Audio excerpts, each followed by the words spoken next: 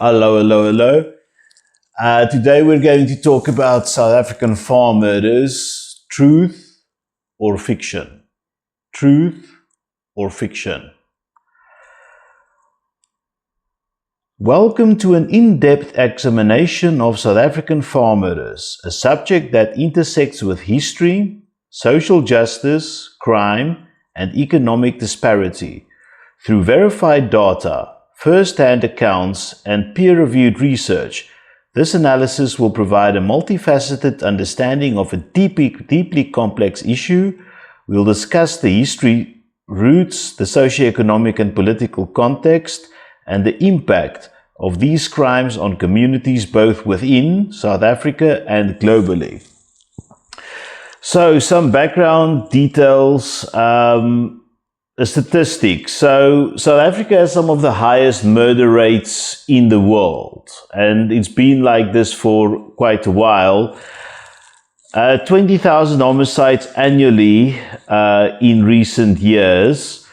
Farm murders represent a smaller subset of these violent crimes, but are uniquely characterized by the brutal violence and the significant psychological impact on rural communities where isolation and the lack of security make these attacks particularly traumatic.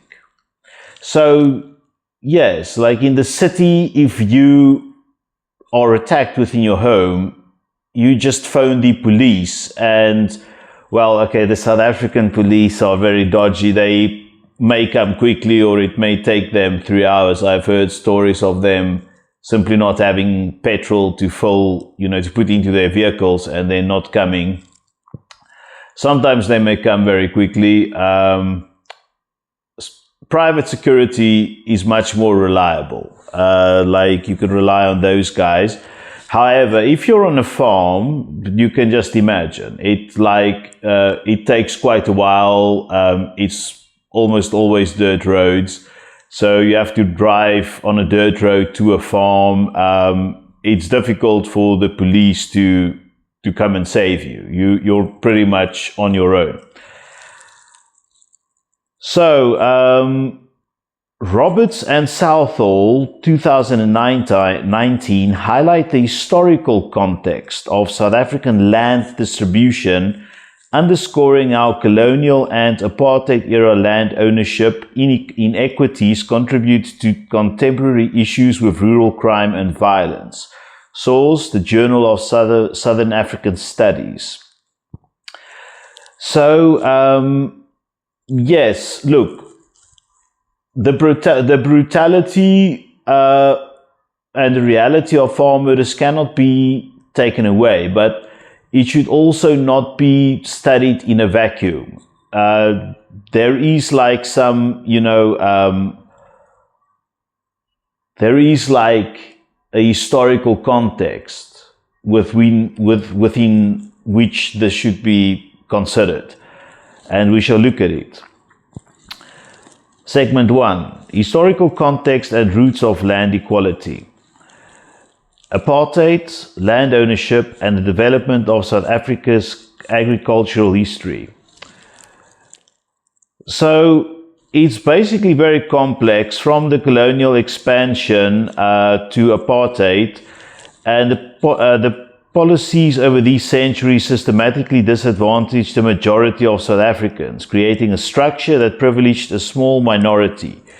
This history has left a mark on rural communities and created conditions for crime and socioeconomic struggles that we see today. So, let's look at some dates of this history. We first start off with, also remember, war has been going on since time immemorial, right? Like war and conflict, murder, quarrels, whatever, violence, tens of thousands of years, we as a human species. But let's just look at I'm just going to look at modern South Africa. Like, I'm not going to go back all the way. 1657, Dutch East Indian Company and early settlements. The Dutch East Indian Company established a Cape Colony, initially granted land to European settlers, displacing indigenous Khoikhoi populations who traditionally roamed the land. This was the beginning of European agricultural development in South Africa. So, according to Van der Merwe, in 2017, in historical geography, the establishment of early agricultural settlements formalized exclusionary land ownership patterns, laying the groundwork for future colonial and apartheid-era policies that prioritized white land ownership. And over the next 2 centuries, indigenous populations experienced land displacement, resulting in significant economic, social disruption. Next date, the 1913 Native Land Act. So some politicians refer to 1913 as the original sin. This was when the law kicked in. This law was called the Native Land Act, and it reserved 87% of the country's land for white ownership, allocating the remaining 13% to black South Africans, despite their majority status. The law confined black communities to overcrowded reserves with limited arable land and poor infrastructure. So the impact on the population: by the 1930s, approximately 7 million black people were restricted to these so-called homelands, while much smaller white populations controlled the remaining fertile agricultural land. The HSRC, what does HSRC stand for? Research Council, I guess. Human Social Research Council notes that the Native Land Act created deep-rooted economic marginalization for black South Africans, hindering wealth generation and creating enduring barriers to land ownership and economic participation. The 1936 Native Trust and Land Act, that's the next date. This act expanded the designated homelands but restricted black-owned areas to non-arable and economic unproductive lands. Economic opportunities in these areas were limited, pushing many to depend on white-owned farms for employment. Gibson in 2020 said in African Studies Review that apartheid-era policies fostered generational poverty, confining black South Africans to poor, densely populated areas with limited economic opportunities. So yeah, this is where you start seeing generational poverty. Once any society globally find itself in generational poverty, that's like when you start seeing some severe problems. Your peasant revolutions you had in the Middle Age of Europe, for example. This was, generations, many generations of peasants just got fed up and stood up against the nobility. Then we have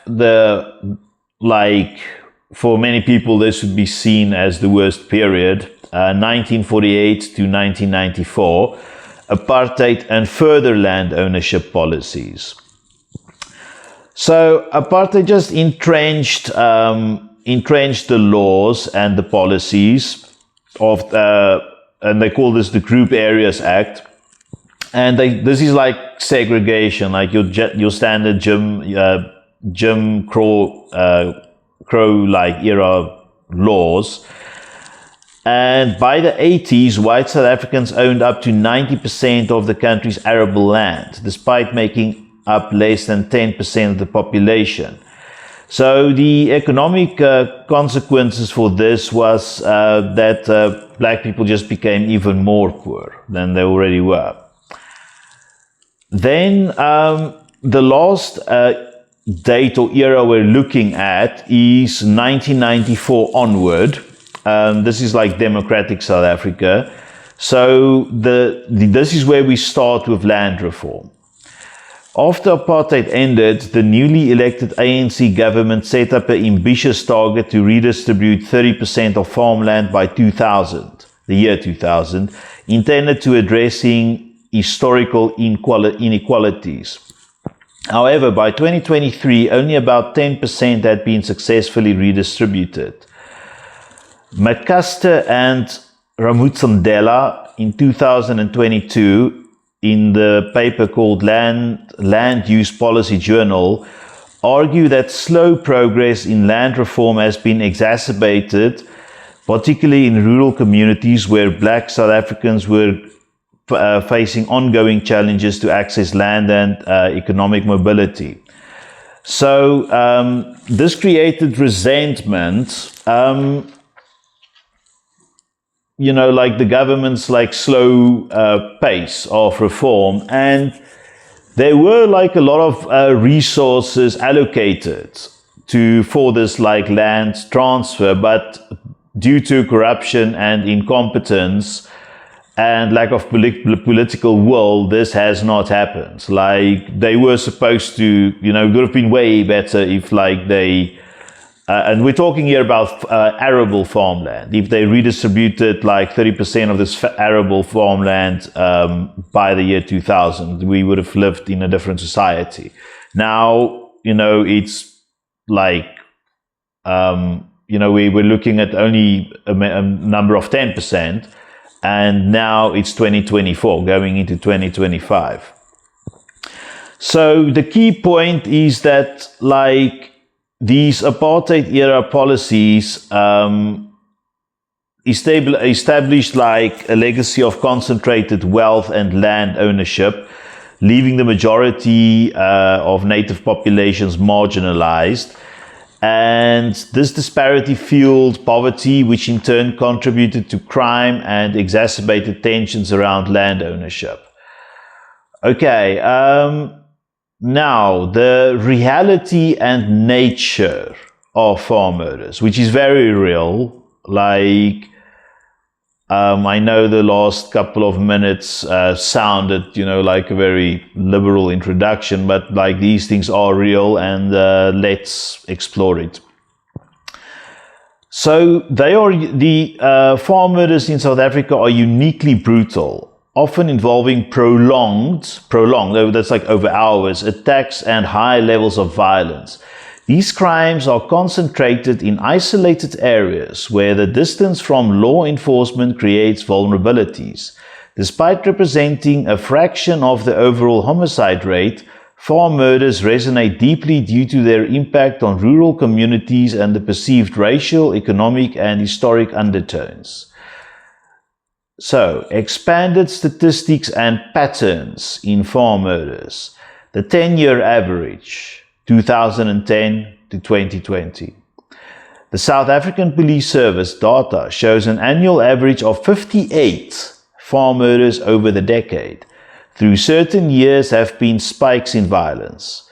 AfriForum, a rural advocacy group, claims that underreporting and logistical difficulties in rural areas mean that true numbers could be higher. So, yeah, there is this thing that some people say that SAPS data is either doctored or, incompetently, compilated. And AfriForum says it's higher. There's two numbers. I know AfriForum, like this is the AfriForum is a pro-Afrikaans lobby group. They have a different number to the police. But yeah, it is. It's still it's still a high number. 2021 data. In 2021, 74 farm-related murders were recorded through advocacy groups, suggesting the number of actual attacks, including attempted murders, assaults, and robberies, may be as high as 400 incidents. So that's like one a day. That's not a joke. So basically this creates, and I believe there's only like 20,000 farmers in South Africa. So this creates like a real sense of terror in the community. So an increase in rural crime. Rural crime, including farm attacks, rose by 20% in the aftermath of COVID-19 due to rising unemployment and poverty, which strained law enforcement and further isolated vulnerable rural communities. So yeah, South Africa didn't really recover from COVID-19 that well, and they struggled with crime. And now that the police is stretched thinner, there's fewer resources to send to the farms. So then, of course, farm attacks will be higher. Next, let's look at victim demographics and attack patterns. And this is very important because, there is a very real idea that it's white people being attacked on the farms. Let's have a look. Age demographics. Statistics reveal that around 30% of farm murder victims are aged 60% or older, underscoring the vulnerability of older, isolated populations in rural areas. So, yes, this is what is clear from this, because 30%, for over 60s is high. So this indicates that, you as a farmer, if you're a farmer, you're being watched. Attack isn't just as random, it's not like you're walking in a bush and you're just attacked by a lion randomly, or swimming in the ocean and you're attacked by a shark. You're being watched for a while, observed your comings and goings. Because remember, attacking a person is also very dangerous for the attacker. The person can just pull a gun on you. So they need to observe you, your patterns, and then attack you at the most opportune times. Typically when you open a gate, the time when do you go to sleep, when you come out to feed the dogs or feed the animals, the horses, the cows, when do you take a little walk around your property to, check on security systems or whatever. And then they would lay an ambush and they would attack you. This is the most typical attack. And then obviously, a 30-year-old man would put up a much bigger fight than a 60-year-old woman. Gender breakdown. Male farmers represent a significant portion of the victims, but women in farm households are also frequently targeted, particularly in home invasions. So in the farm attack, remember, a farm is a large property, and you'll have attacks quite often in the home and also on the outside of the property. From a criminal perspective, it's easier to attack someone outside of their house. Because inside of the house, there may be bars, there may be, the inhabitants of the house will have easier access to guns, or a safe room if you're lucky enough to have one, a radio system, because remember, because of the dysfunctionality of the South African police force, these people and the relative expensive nature of private security, these individuals form self-defense communities, rather a neighborhood watch. So you have a radio, not a cell phone, because cell phone towers can be sabotaged. You have a proper nice radio, long distance radio in your house. My uncle is a farmer, he has one, my nephew too. And they would just be in communication with their neighbors on a frequent period, several times a day, just checking is everything in order and so on. And then if you're attacked, basically they quickly phone, they would either phone or radio other people in the vicinity, get their guns and just go, see if they can help or assist the people in any way. So, and like the attackers, often know this. So the attackers know it has to be done quickly, because like as soon as help has been radioed in, you're done. They're going to catch you. So the attackers really need to be smart about it. Usually when the farm attack failed is because the attackers were basically stupid or drunk or high on marijuana. There's with marijuana, I know there in South Africa in general, a lot of criminals smoke marijuana before crime to take the edge off their pre-crime anxiety before they're going to attack. Racial distribution of victims. So I know this is why most of you are watching this video. So let's have a look.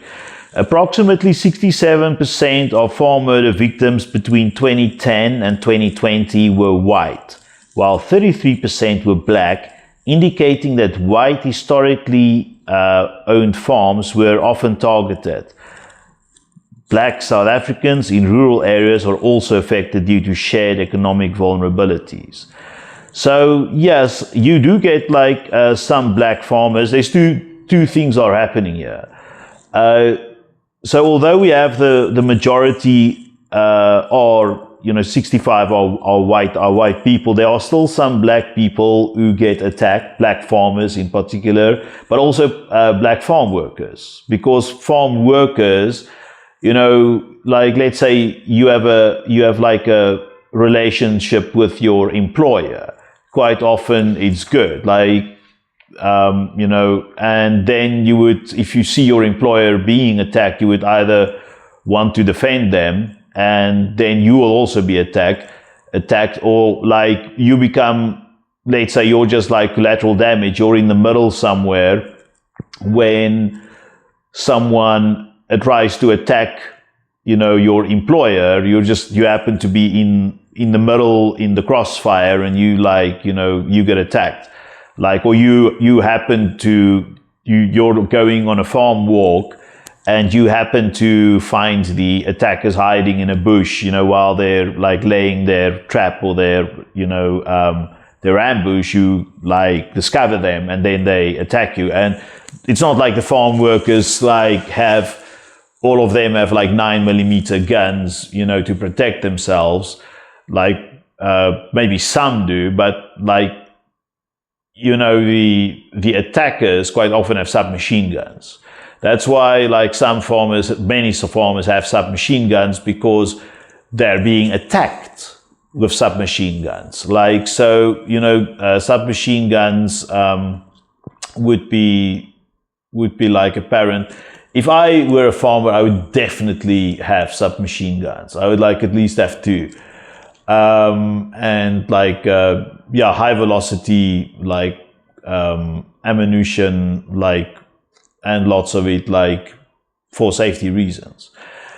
So, the scholarly perspective, Moffat in 2021 in Trauma and Violence and Abuse said, rural violence creates a pervasive environment of fear, with many residents experiencing PTSD. The trauma is compounded by the perception that these attacks carry racial and economic motivations, making residents feel vulnerable and targeted.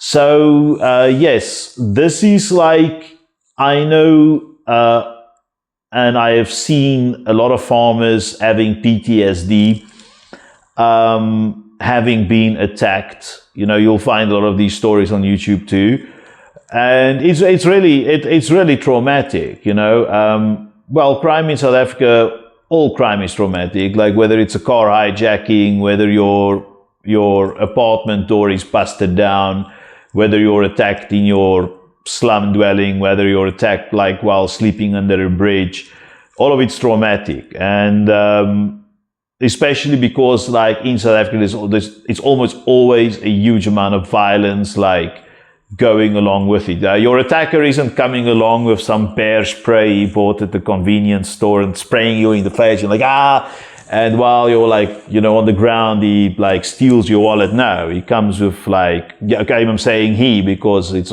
almost, the attackers are almost always male. Male attackers, probably 95% of the attackers are male, 97, it will be them. They'll come with guns and knives. It's very violent, very terrifying. Torture as well. There's like some anecdotal evidence of torture. I've heard of people like, what they often do is they use boiled water. So one of the first things a farm attacker would want is your weapons. Like, because getting weapons in South Africa is not easy. Like, there's a very rigorous process you have to go through to get a weapon. So, like, to put it into perspective, weapons are so sought after. Quite often, policemen are shot themselves to find weapons. I saw this. It was horrible. It was this picture in a newspaper, and it was like a event organized by the police where they got a bunch of policemen, well, not a bunch, a whole group, to lie down on the grass in like a formation, and it was to illustrate the amount of cops being killed in South Africa every year. And they took a picture of all them lying on the ground like that, and there were many people in that picture. I'll try to, like, with South African crime, you can do many videos. Like, I'll talk about crime targeting police later, because like the police are the soldiers fighting this. However, like, so this gives you the idea of how sought after guns is. So one of the very first things people will do when they attack you is like they will ask you, where's the guns? Like, you have to open the safe. And if for any reason you cannot open the safe, they will torture you. Like, they will use like irons as well, like clothing irons. They would heat them up, burn you with a clothing iron. Like, I'm not going to talk any more about torture. Like, you can find that like by yourself on the internet. Like, it is like, it's real, and but it is also not as prominent as people would believe. Like, the problem here we have with farm statistics is we don't have farm attacks. Is we don't have good statistics. Like, the police have a set of statistics, and the lobby groups or the community groups have a set of statistics, which is not the same. What do we do? Do we like tally together and divide it by 2? No, you can't really do that either. So I'm slightly more inclined to believe the lobby groups' like statistics. I trust the South African police, but I've heard many stories now that the police themselves have become gangsters in many areas. So yeah, I trust like the lobby groups more. So next up, economic impact, because this is an economic impact. According to studies in the Journal of Rural Economy, farm murders disrupted local economies by reducing productivity, increasing security costs, and diminishing labor availability. These factors contribute to South Africa's broader food security challenges, as rural violence discourages young people from entering this agricultural sector.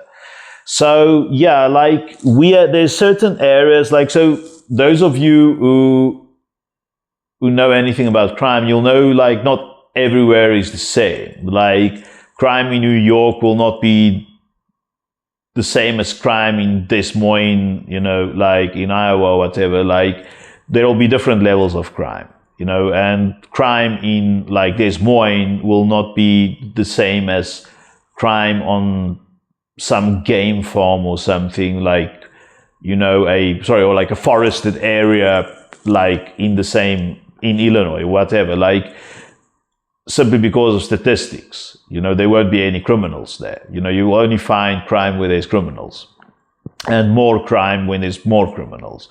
So therefore you get like certain areas in South Africa, like farming communities, that are more vulnerable. Like, they most often lie on the borders of the country, because it's easy for the criminals to just cross back into the borders. And many farms, like, the farmers have long since left these like farms on the borders, because it's too dangerous, and they can't sell it because no one is willing to take on that risk. Like, I guess you can buy it, but then you have to spend so much money. You'll have to buy, you'll have to like reinforce with concrete. You have to like build a 3-story concrete wall all around your house, like like that fort in World War Z. It will have to look like that. If you go out, you'll have to go out with like, anti-tank weapons, and like, a small tank that's bulletproof. Your tractor and your harvester will have to be bulletproof. All of your employees will have to wear like bulletproof vests. You'll have to get like super crazy like insurance for all of your employees, so they feel safe and are willing to work for you, which is basically economically unviable. That's why those farms are lying fallow. That's why food production is going down. That's why food inflation is going up, is because a lot of these people are saying it's not worth the while. Like, I would rather not be on a farm than doing this business at all. It's a dangerous business. So yeah, the academic reference I'm using here, Berger and Boshoff, 2018. In the South African Journal of Criminology, details the unique brutality of farm murders, which exacerbates economic instability and dissuades investment in rural agriculture. Next up, segment 3, socioeconomic and political drivers of farm murders. Okay. So, rural South Africa faces some of the highest poverty and inequality globally. Economic struggle plays a critical role in the prevalence of rural crime, especially in under-resourced areas with minimal law enforcement presence. Unemployment statistics. In 2022, South Africa's unemployment rate was 35.3%. It's higher now, by the way, with rural unemployment often surpassing 50%. Statistics, rural unemployment is over 50%. Can you believe that? Statistics South Africa highlights that these rates are particularly high in the country's agricultural regions, where limited economic activity and lack of infrastructure contribute to job scarcity. Poverty data. Approximately 60% of rural South Africans live below the poverty line, compared to 25% in urban regions. Source: Development South Africa, Swanepoel et al. 2020. So, it's like this insane unemployment and poverty. With poverty is very simple to explain. Like, quite often you're hungry. To stave off hunger, you'll do anything. Like, you'll try to find a job. If you can't find a job, you'll basically, but the unemployment is 50% in the rural areas. Like, if you can't find a job, then, well, what do you do?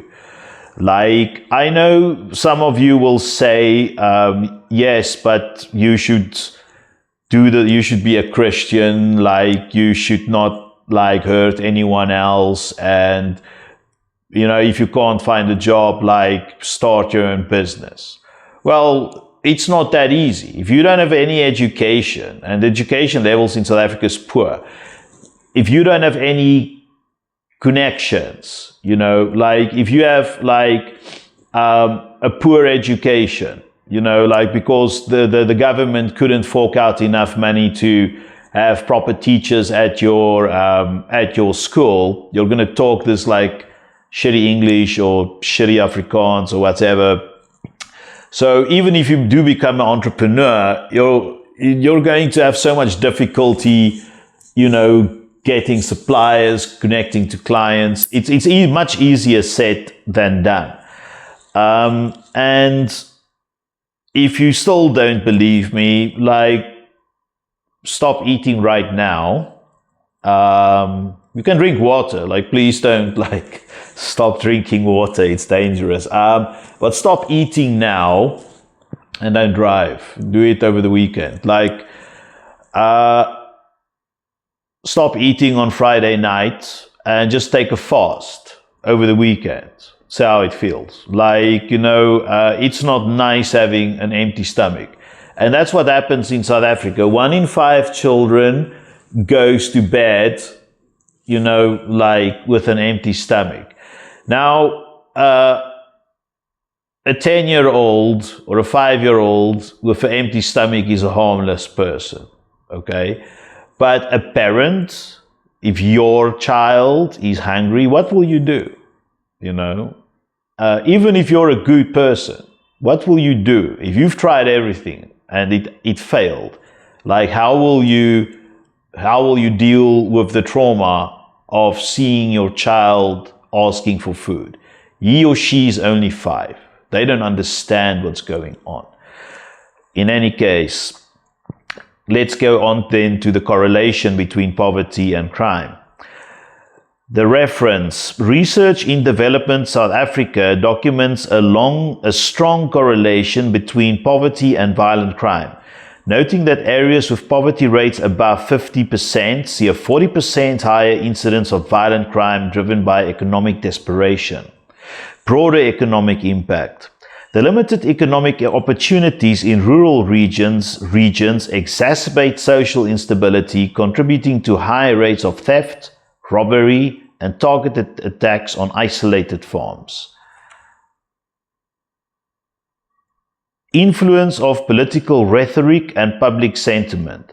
So this is like very important as well. And a lot of you who, oh my word, there's a freaking bee like in my apartment, in my studio, like.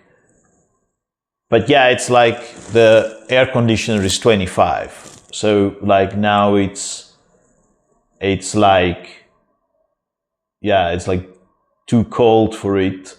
I'm not scared of bees. I like insects, but like, yeah, it's kind of annoying because like I'm reading, but I can still see it moving from the edge of like my eye.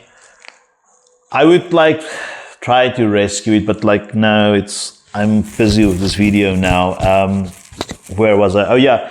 So a lot of you would have tuned in for this specifically, like the influence of politics. Political statements, or rhetoric in particular.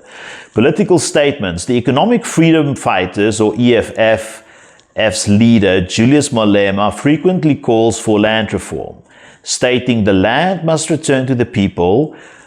This rhetoric has intensified public debates around land ownership, especially in areas where Black South Africans feel disenfranchised by slow land reform. Government position. President Cyril Ramaphosa has taken a moderate stance, acknowledging farm murders as serious, but cautioning against framing them as solely racially motivated. He emphasizes the need for balanced land reform and address inequality without inciting violence. So yes, in South Africa we have this guy called Julius Malema, and just like go onto Google or ChatGPT and just get some quotes from this guy go and find 20 quotes and look at those 20 quotes and then make up your own mind. But the guy, it's not a peaceful guy. I don't care, what the EFF supporters got to say. I don't think, look, EFF people, the supporters aren't bad people. And not everyone in the party are bad people. But it is a violent party. A lot of the stuff that they do are violent. They're not organizing gangs going on farms killing people. They don't do that. Categorically, I want to state they don't do that. They don't have militias. It's not like America where you've got some crazy militia in the forest training every day with guns. They're not like that. But they won't have a problem. A few years ago, one of their guys just took a jug, one of these. It was in a what we call in South Africa, a local assembly, which is a local parliament, a provincial parliament. So these are kind of fancy places.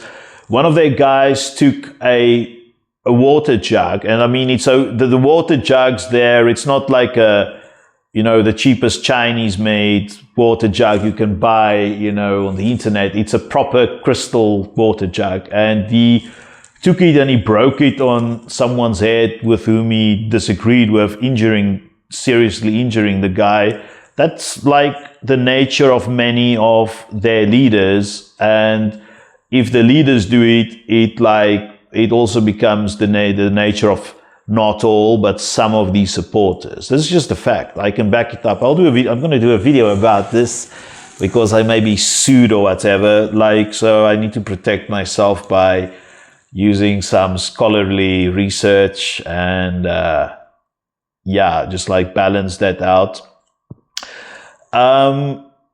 The president, however, this president we have, actually all the presidents we have had so far, take the, even President Zuma, they did take farm murder seriously, and they did listen to the farming organizations like the TAU or Transvaal Agricultural Union and AfriForum. They did,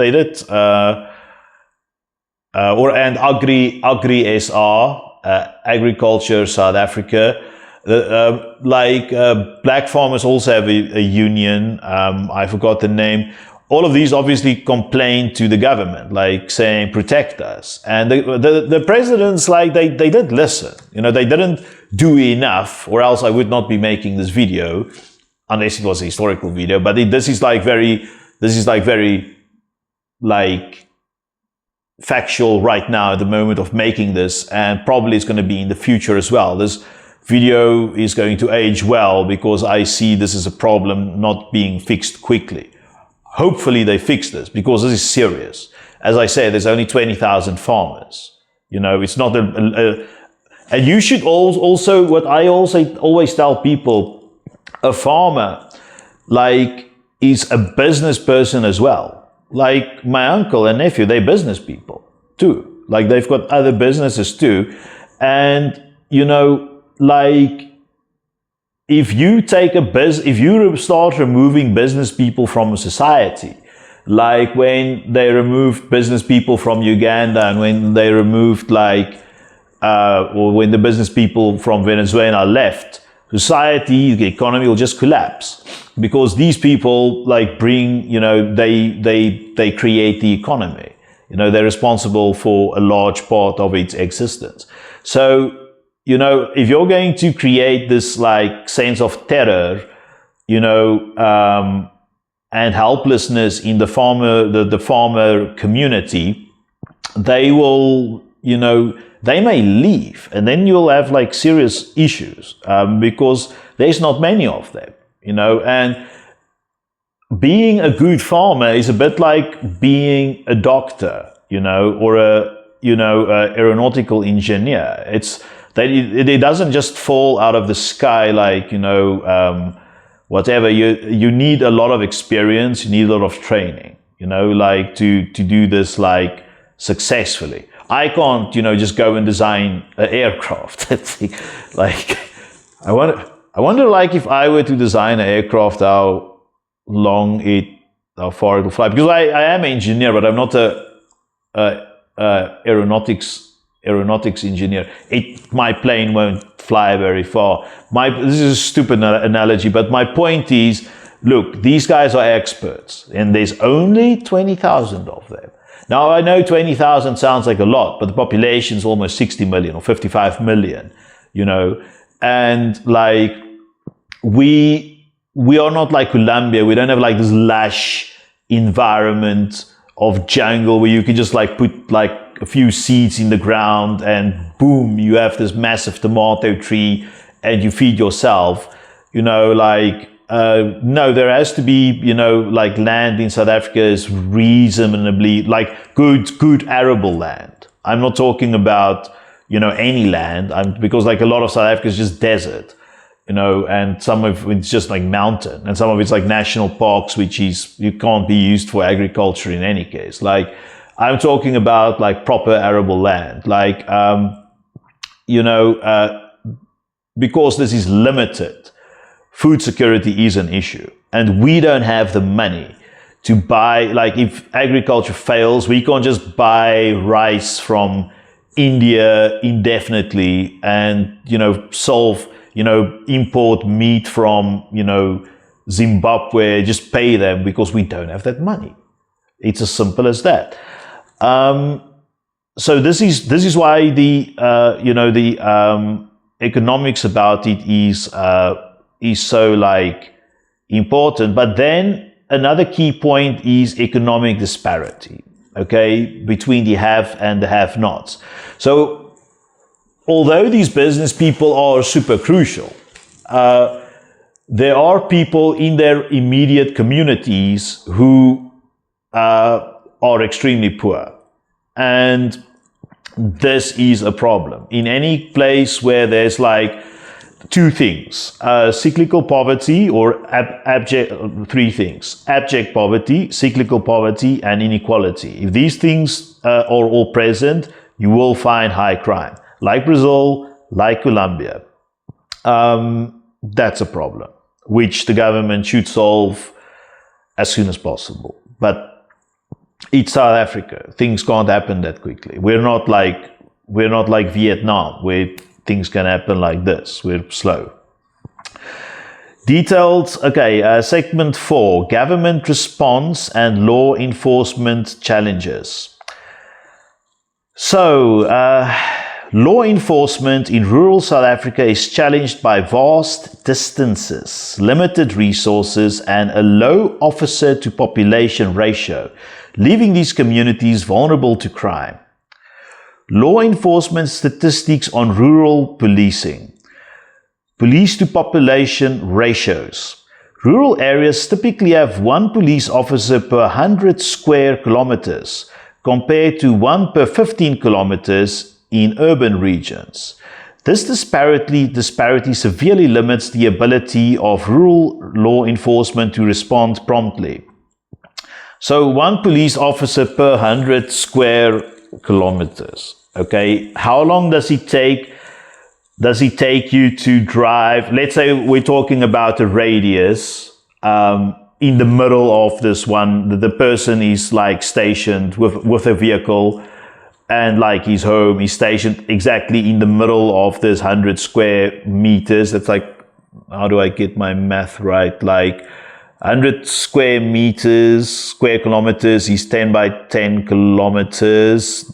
So it's like about 5 kilometers north, 5 south, 5 east, 5 west, something like that.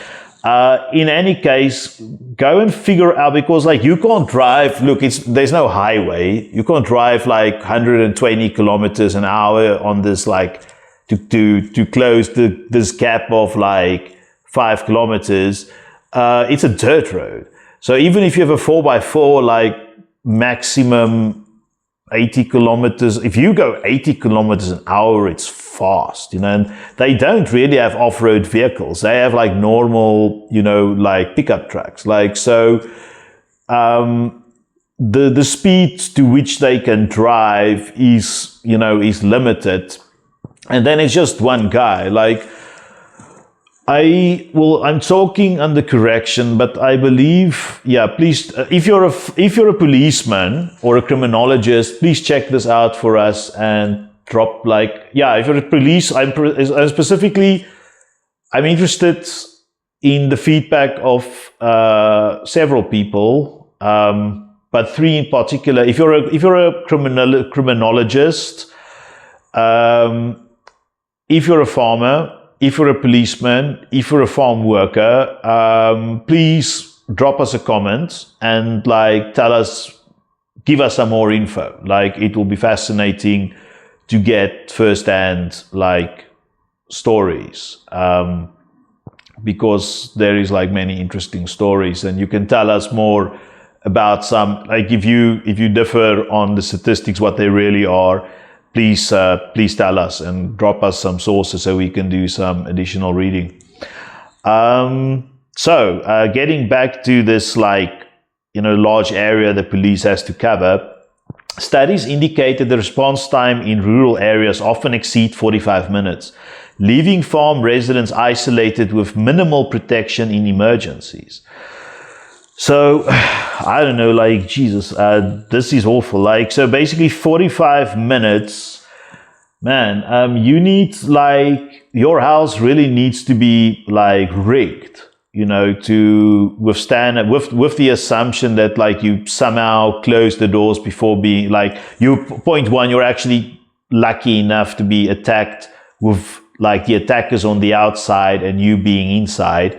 Now you're, like, barring the doors and stuff like that. So we're assuming the guys, your door is of such a design that the lock can't be shot off with a gun, because they will have guns. They didn't come there with bear mace. They came there, the attackers came with guns. So we're assuming that like they can't like shoot you, they can't shoot you through the door.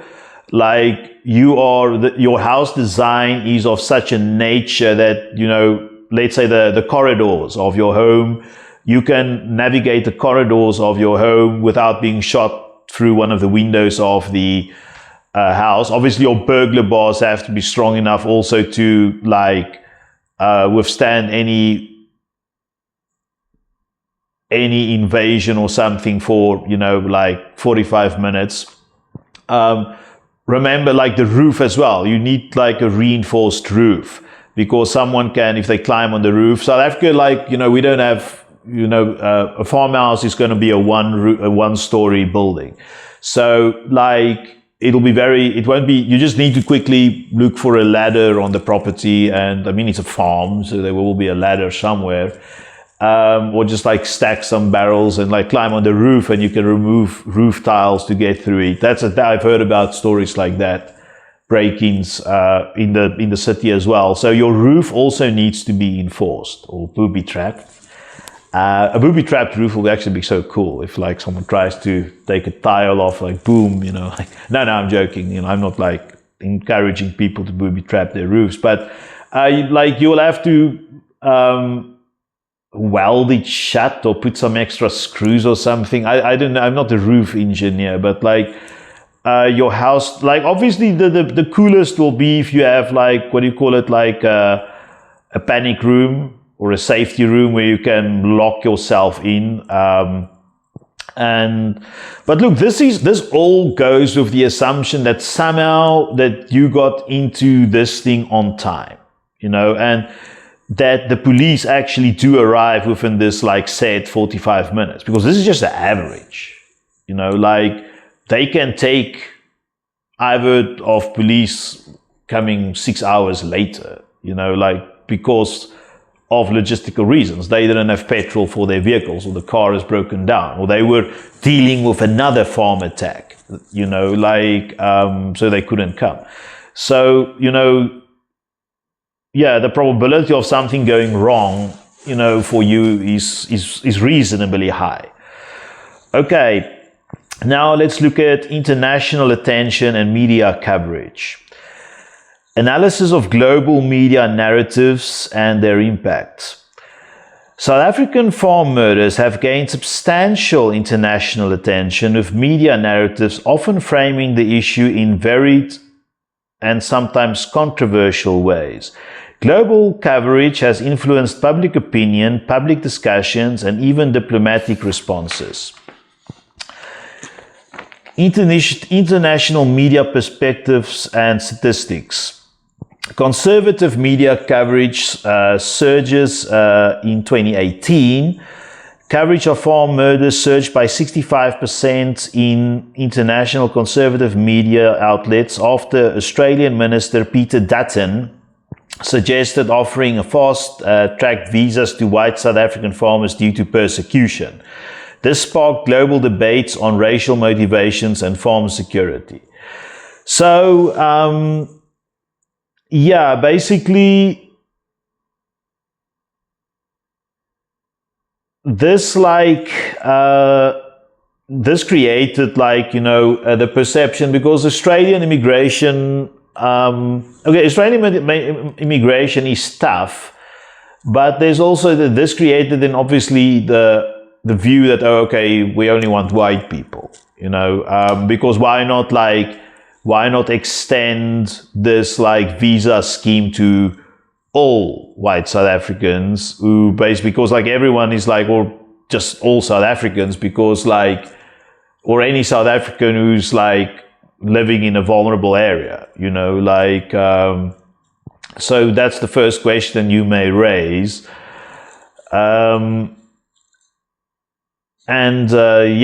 Peter Dutton, this was kind of a different guy. Statistical analysis of media bias. A 2021 study published in Media, War and Conflict by Baker et al. Analyzed over 200 international articles on farm murders, finding that 73% framed these crimes in racial terms, often highlighting white farmers as primary targets, without fully addressing the socio-economic context affecting all rural communities.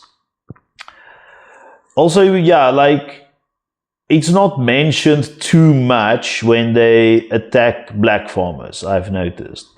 South African government responses to international framing. South Africa's Department of International Relations issued a formal statement in 2018 cautioning against racializing the issue of farm murders and framing it solely within the context of white victimhood, noting that black rural farmers and workers were also impacted. That's international. Now we're looking at how it works in the South African media landscape.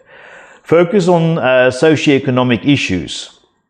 In contrast, South African media often frames farm murders within a broader crime narrative, emphasizing economic and social factors over racial motivations.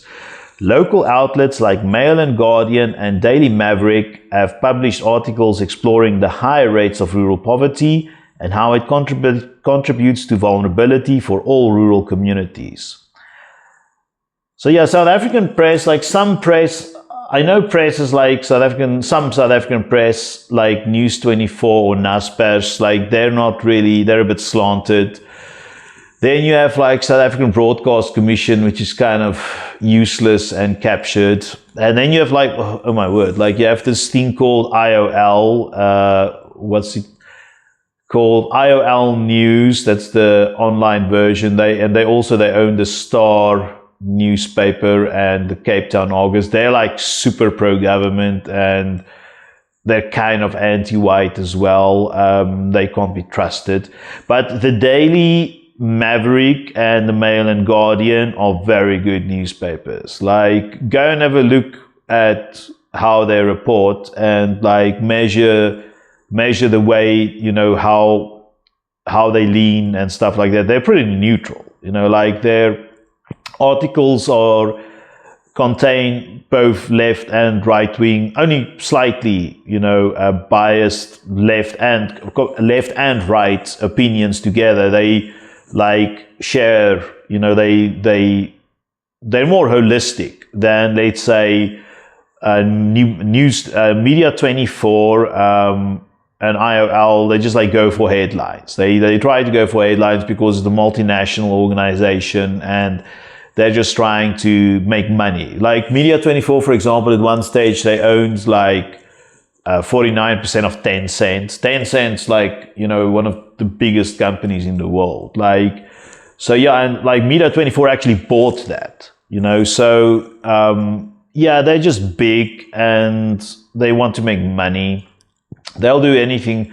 I'm going to make a video about News24 because like they deserve their own video. Okay,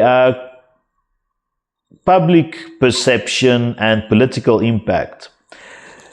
This difference in framing has influenced domestic public perception, with South African audiences more likely to view farm murders as part of the country's larger struggle with crime and inequality. Research in African journalism studies by K. Mokoena, 2020, found that 58% of South Africans see farm murders as related to socio-economic factors rather than strictly racial motivations. So that's the majority of South Africans. So yeah, it's a very, look, those of you who clicked on this video hoping for some sensationalism must be disappointed, because as you can see, it's very nuanced and there's many different angles to this issue. It's complicated, and this is then, you know, reflected by the view of, you know, like the fact that 58% of South Africans view it as a nuanced issue, which is good. Like, we don't want to have, you know, something as serious as farm murders. We don't want to sensationalize it. We don't want to like reduce its value and importance by, you know, so if you sensationalize something, you make it fiat, you know, like you reduce the value. And, you know, crying wolf is one of the worst things you can do, since, you know, if there's a real problem, let's say tomorrow it spikes 200% or whatever, then like people will be less likely to, you know, to believe you. So, but that won't happen because like most South Africans have taken this nuanced view towards it, you know. So if there is like suddenly a sudden surge in farm murders tomorrow, then people will be alarmed, because they do know like all of the background and all of this, all of like, you know, the nuances. They may not have all of the statistics and all of the numbers on their fingertips, but they have a broad view, you know, like they can hold a conversation about something like this for a very long time without like knowing the statistics, because they kind of have heard it before. They may have forgotten it, but they remember kind of ballpark where it's at. And like, that's why, you know, it's a concern for most South Africans. International responses and diplomatic implications. Australia's visa offer and South Africans' reaction. Australia's consideration of special visas for white South African farmers created diplomatic tension, with the South African government characterizing the move as misrepresenting the reality of rural violence. This diplomatic clash highlighted the complexities of international involvement in domestic issues. So luckily the Australian thing, it didn't last too long, because a lot of Australian media people, social scientists and South Africans in Australia approached the Australian government and told them of all of like the information, and then the Australians, you know, then obviously changed their mind. US and European Union responses. In 2021, several members of the US Congress expressed concern over the high violence of rural violence in South Africa, while some EU Parliament members have called for investigations into land reform policies and rural security measures. However, these responses have often been met with resistance from South African leaders who argue that these are sovereign issues. Takeaway. Global media framing and international responses have added complexity to the discourse around farm murders, at times influencing public opinion and policy proposals. This international attention underscores the broader implications of South Africa's rural violence issues, but also risks oversimplifying them. So, I'm thankful that this issue is getting international attention because it's a noteworthy and very important issue for all of the reasons I have mentioned, and there's more reasons coming.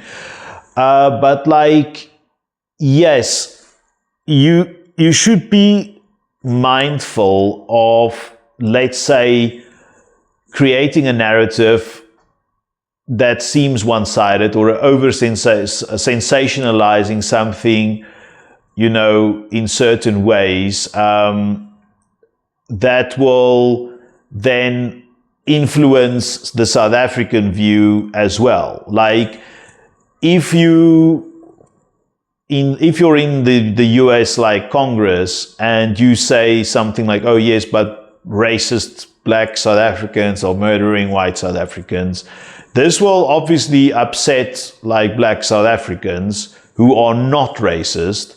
And well, obviously some of them are, but like, let's say most are not. It will still upset those who are not. And it will really upset those who are like not violent, and most are not violent. And some of those who get upset will then say, well, look, if we're accused of it, why should we, if we're accused of it in any case, why should we care if it happens? So one should be careful of, alienating a potential ally. That's just what I'm saying. Like, if the EU, Australian governments, the US Congress wants to get involved, maybe do something, practical, offer, cheap meals for rural communities in need. Offer, satellites, information or drone technologies to farmers. Do something practical, as opposed to giving a speech in Congress which carries zero monetary value. A news article which basically doesn't save a single farmer's life. Do something practical, help the local poor community and help the farmers, do something, thoughts and prayers and indignance, it doesn't work. Okay. Next segment, economic implications for agriculture and food security. The impact of farm murders goes beyond individual tragedy. It poses significant risks to South Africa's agricultural economy and food security. As violence and instability rise in rural areas, the agricultural workforce and food production face increasing challenges. Agricultural workforce decline and economic impact, labor shortages. Between 2015 and 2022, South Africa's agricultural workforce declined by 15%, partially due to violence and perceived insecurity within rural areas. This has made it difficult to attract and retain workers in farming jobs, particularly as younger generations are deterred by the risks associated with rural work. Decline in commercial farming operations. According to Agri-SA, over 2,000 commercial farms ceased operations between 2017 and 2021, with crime cited as a leading reason. The closures have resulted in a notable decline in food production, affecting the country's agricultural output and local economies that depend on these farms. If you're a agricultural specialist or agricultural economist or a farmer who used to own one of these 2,000 commercial farms that has closed, please drop us a comment. And what I would specifically would like to hear is how much food or what production, what was the tonnage, and what did you used to farm, and also the monetary loss due to the closing of this farm. That would be good to know. Impact on national food security, food production decline. The reduction in commercial farming output has raised concerns about food security. Data from the Department of Agriculture indicates that domestic food production decreased by 7% from 2015 to 2022, partly attributed to crime-induced challenges in rural farming, price volatility, and food access. As domestic production declines, South Africa has increasingly relied on imports, which exposes the market to global price volatility. This has led to price increases for staple food, impacting low-income households most severely. The reference: Impact of Rural Crime on Food Security in Southern Africa by S. Kruger, 2022. In Food Security Journal, highlights how farm attacks distribute the local food supply chain, raising concerns about sustainable access to affordable food. So yeah, this is one of the things that the farmers often, and not just the farmers, economists and people highlight, is the importance of food security. So England, for example, the UK, has stopped producing all of the food it needs since 1850. Since 1850, England has been importing most of its food needs, and while doing so with money from its industry. But England still has farms. Why? And that's because of food security. In case the UK there's some issue, they will still have domestic farms creating or producing food, some grain, some meat, some milk. So food security, and especially in South Africa where there can be inflation issues, this pushes up inflation, and it creates volatility in the market. So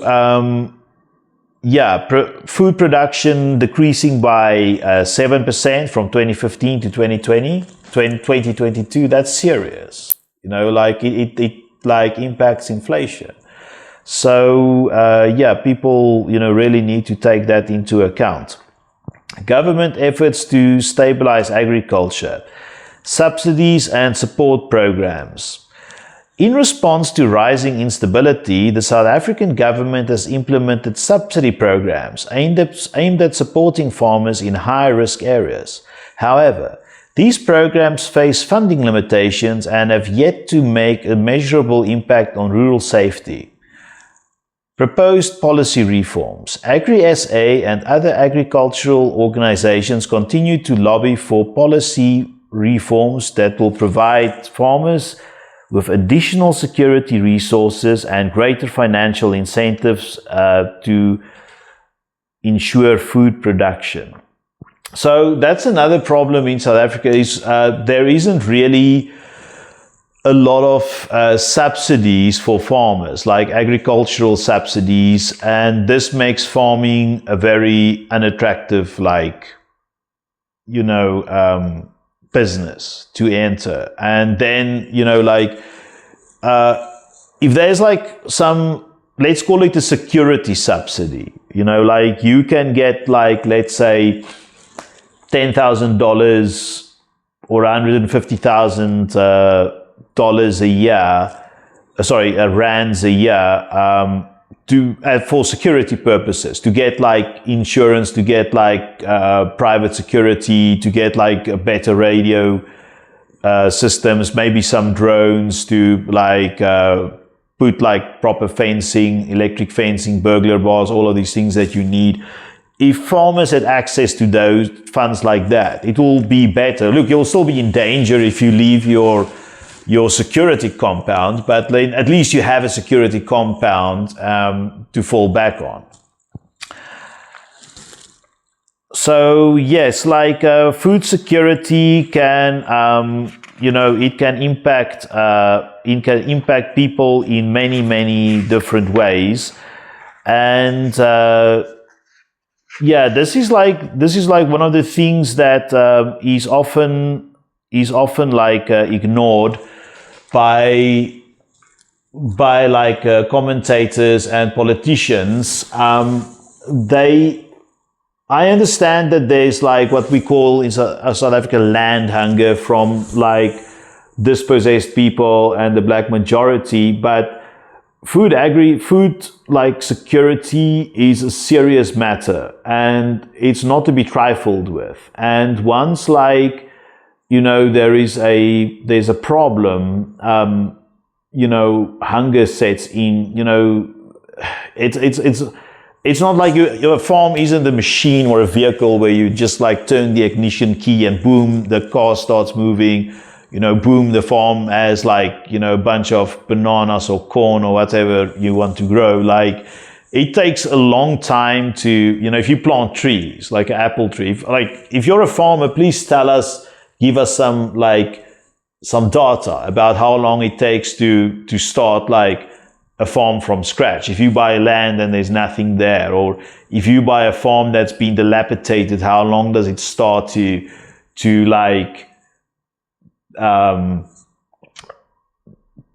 start production again? If you're an international farmer as well, I'm sure the information is still reliable if you're especially if you're from something with a similar climate to ours, like Australia or Argentina. Drop us a comment. Tell us how long does it start to do certain food production. If you're an apple farmer in Europe, tell us how long it starts to, start the apple farm. What's the insurance money involved, and so on and so forth. But yeah, this video is getting long, so I'll have to cut it in two. So thank you and bye-bye.